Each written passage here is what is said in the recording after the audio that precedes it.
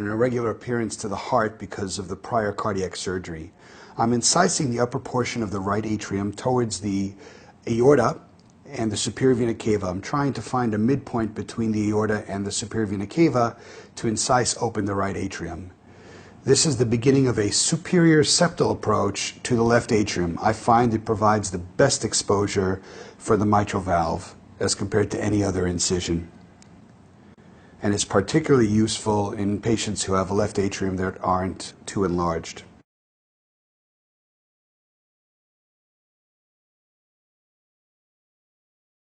As we reposition the camera, here's a view inside the right atrium, and now the left atrium has already been opened and we're looking straight down at that mitral valve from the upper side. You can see the blood in the left ventricular chamber, which is being evacuated with a sump.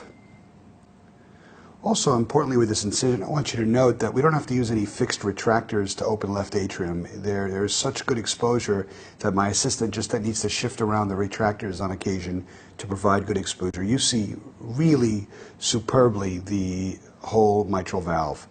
I'm now using a valve hook to examine the valve. You can see it's very thickened, non-pliable. I'm now incising the anterior mitral leaflet, about 3/4 of a centimeter from its annulus, and bring it around.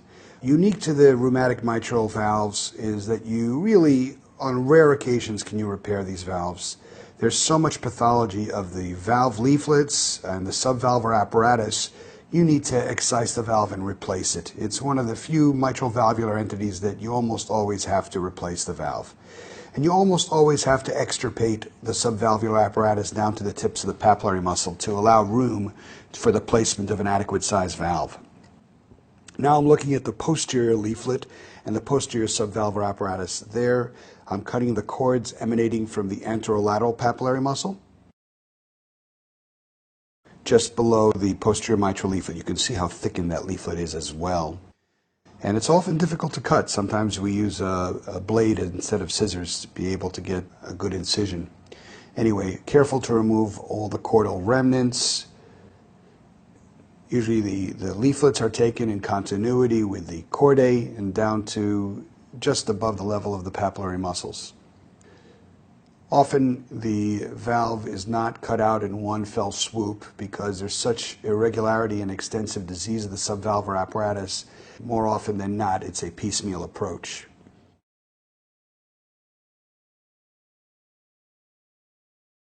I'm now looking at the pliability of the remaining structures. I want to make sure there's not any inordinate calcification that would make it difficult to seat the valve well.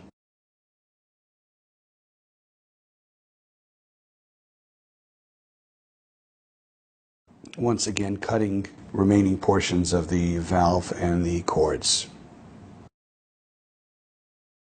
As you can see, the cords are very thickened. They're not the string-like appearance like they are with a normal mitral valve.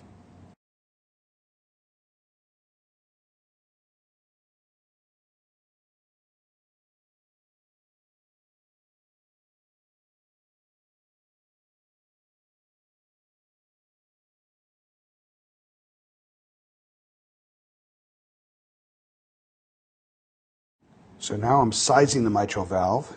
That's a sizer for a 27 millimeter mosaic valve. It fits freely. And now I'm commencing the sutures for the valve.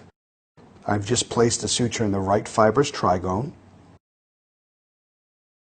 And I'm going to work my way counterclockwise around the valve with the Plegited 2.0 Ticron sutures. The sutures are colored alternately green and white so as to be able to better define which sutures belong to each other in the same grouping. You can see sometimes you need to hold the needle in a somewhat clumsy fashion in order to place the suture where you want to place it because of the limited access of the mitral valve. So now the first plegited suture has been placed and pulled up and placed into the suture guide up on the field.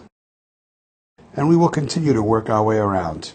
As you can see, there's no need for a fixed retractor. My assistant just puts his pickups or other similar device to just expose where I'm sewing. It's important to get right at the area where the leaflet of the valve meets the valve annulus.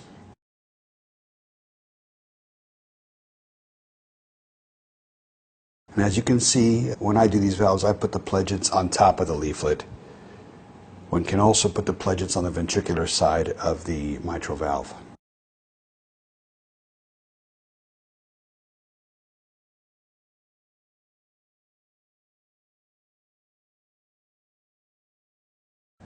Importantly, the beauty of this exposure is really illustrated by the fact this patient has a prosthetic aortic valve in place. And it's often very difficult to see the anterior leaflet of the mitral valve because of the relatively rigid aortic valve adjacent to it.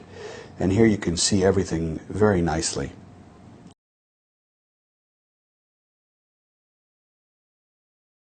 We're now about halfway around the circumference of the valve, continuing in a counterclockwise fashion. So we're now at about the 7 or 8 o'clock position, continuing to work our way around. And you can see the alternating colored sutures. Care must be maintained to put the pledgets down squarely. And continuing around, very important also to define where the valve annulus is. You can see here, because of the extensive disease, sometimes that's difficult.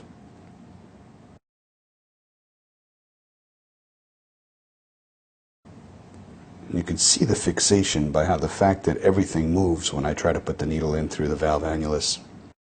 Now all the sutures have been placed. You can see the aperture very nicely, and we're ready to bring the valve into the field. So here is the Mosaic prosthetic valve. The valve has a cuff around it through which we bring the needles of the sutures through, the same sutures we placed through the native mitral valve annulus. You can also see that the tips of the valve posts are cinched down together to keep them out of the way until the valve is tied down.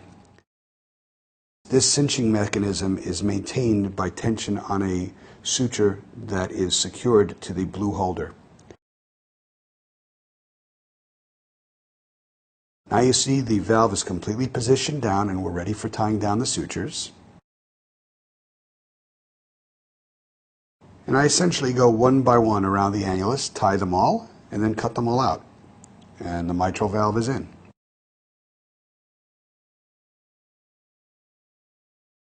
After this, test the valve, make sure it's competent, put our vent across the mitral valve, and then close the incisions in layers. De-air, and then wean from cardiopulmonary bypass. This particular patient had a tricuspid valve replacement as well, which will be part of another separate video.